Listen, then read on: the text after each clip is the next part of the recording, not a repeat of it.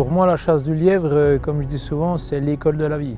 Il nous faut des chiens très justes, très droits, avec une très grande puissance de nez. Et surtout, une capacité de concentration que je qualifierais d'extrême, puisqu'ils n'ont pas un moment de relâche.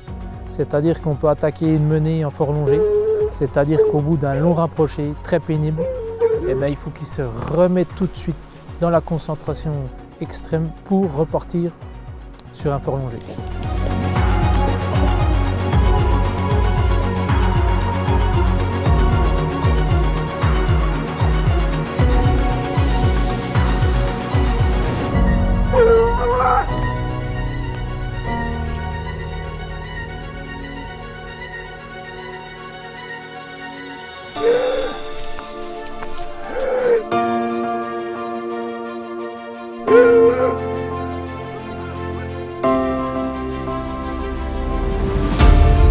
Une chasse de lièvre comme nous on l'entend, c'est partir d'une place de quête, donc c'est-à-dire où le lièvre est venu manger.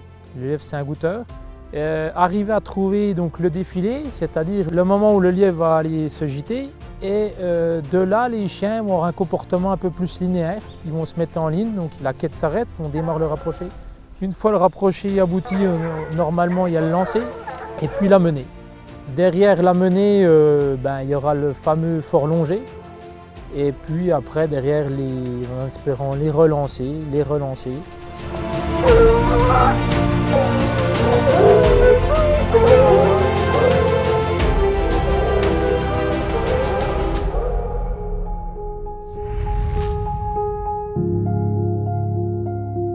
Ce qu'il faut comprendre, c'est que dans une belle meute à lièvre, tous les chiens sont importants. On a les chiens, si on démarre de l'arrière, tu as les chiens de centre arrière, de centre pur, de centre avancé. Si ceux de devant peuvent avancer, c'est parce qu'ils sont réconfortés par ceux qui sont derrière. Et de voir tous ces chiens-là en travail, s'écouter, se regarder et tous avoir confiance les uns aux autres, ça c'est quelque chose qui est magique et que tu peux vraiment admirer à la chasse du lièvre.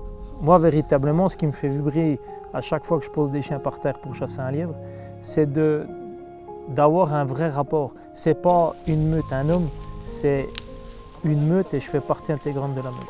Et ce qui est très important aussi au lièvre, c'est de savoir lire les chiens, les qualités de tes chiens, mais surtout de savoir aussi composer avec les défauts de tes chiens. Parce que les défauts de certains chiens, mêlés aux qualités des autres, vont te faire comprendre dans quelle situation tu es. En point de vue repère, on n'a pas de pied pour savoir si on a l'endroit, si on a l'envers. On n'a rien. Le seul repère qu'on a, c'est la lecture de notre chien.